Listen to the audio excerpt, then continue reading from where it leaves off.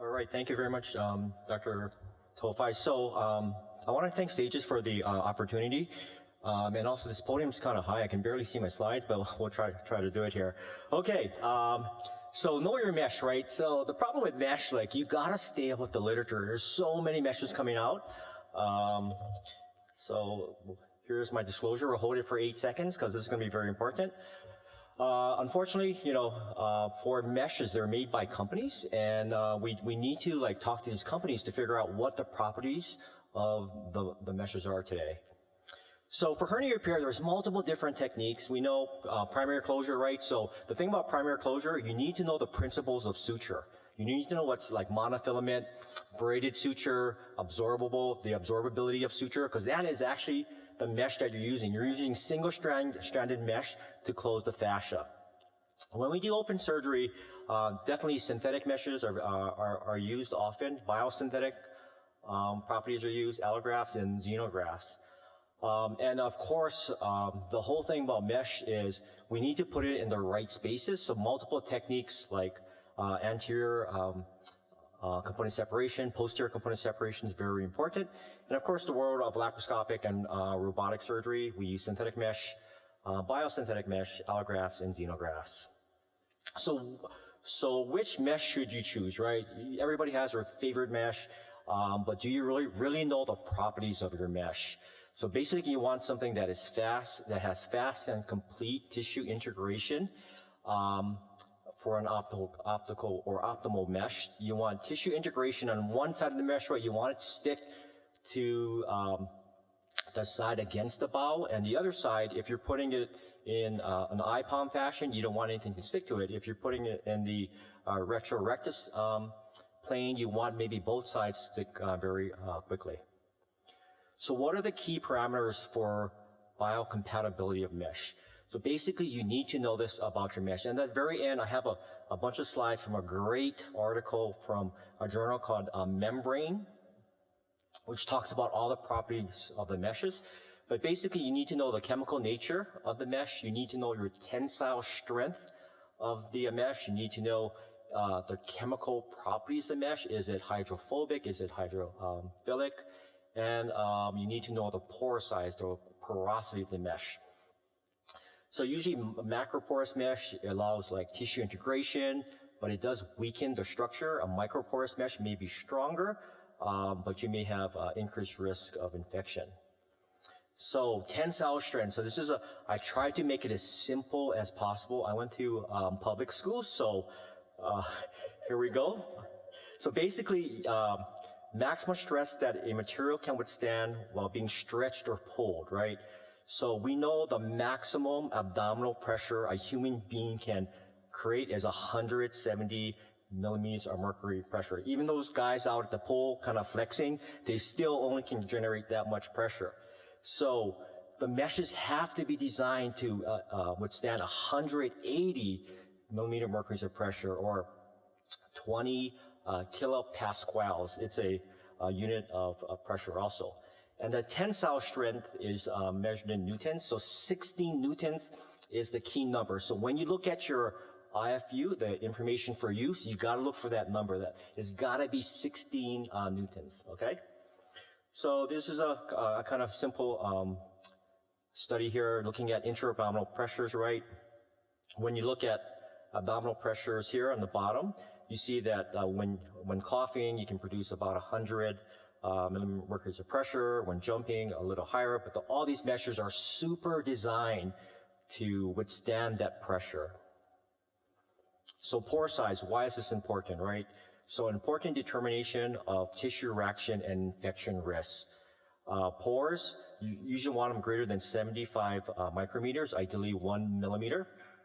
It allows infiltration of macrophages, fibroblasts, collagen, and blood vessels to improve or lower the risk of infection. Larger pores also prevent granuloma formation, and this granuloma formation can cause encapsulation of your mesh, so you want to try to avoid that. When a mesh gets encapsulated, you've probably all seen these patients. They come back, they're like, I can feel the mesh like when I move. And the reason why is the mesh is being encapsulate. Your body does not want that foreign body in it, so it encapsulates it over time, and that can cause problems for your patient. So the type of filament is very, very important also. Monofilaments usually have high tensile strength, resist bacterial infection, but it can not be as pliable as other types of mesh. A multi-filament mesh that's braided can have a very high tensile strength, but it can carry a high risk of infection. And then like patches, also very, very high tensile strength, higher risk of infection.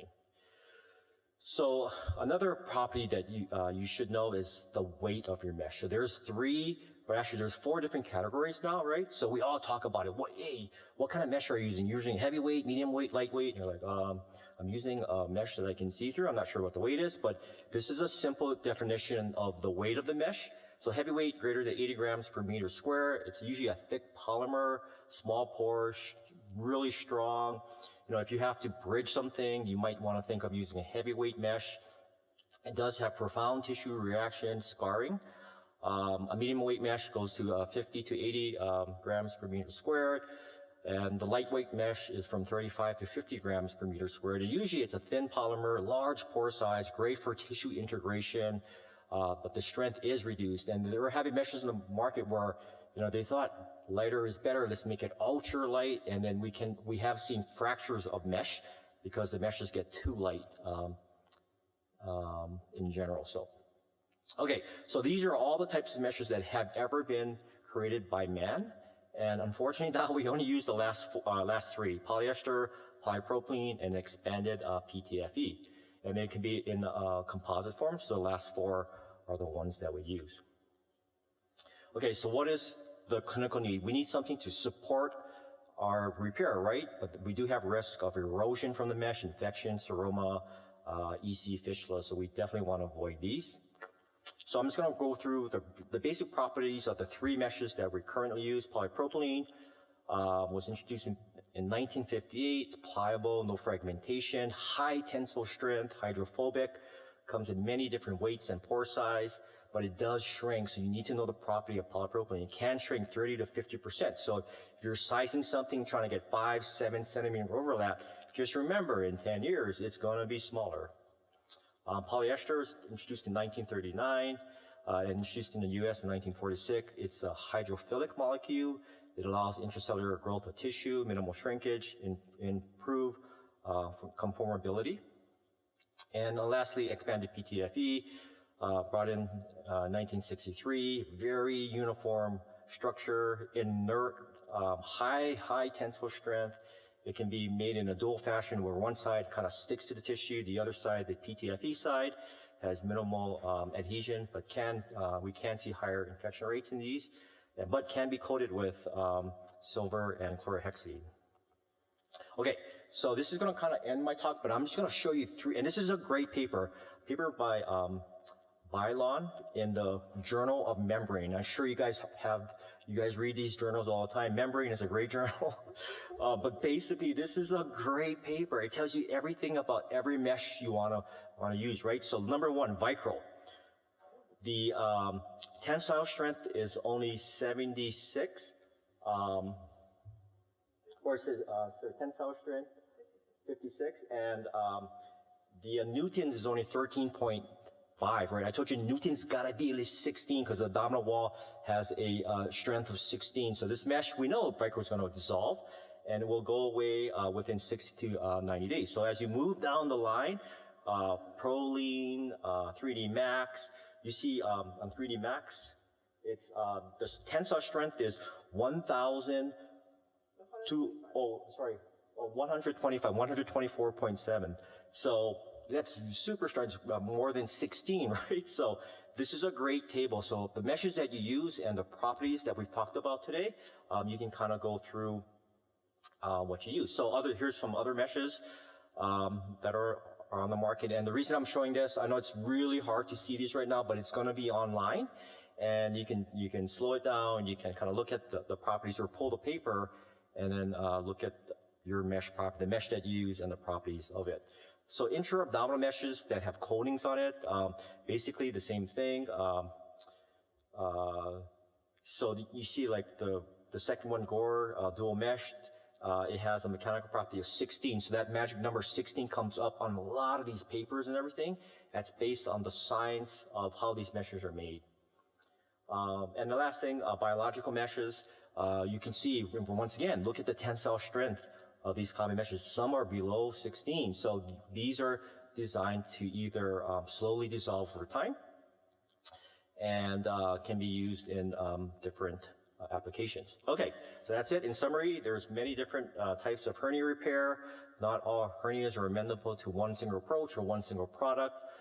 There are many prosthetics available. You have to keep up your reading, and usually intraperitoneal placement favors a mesh with dual side properties. Thank you very much for your time.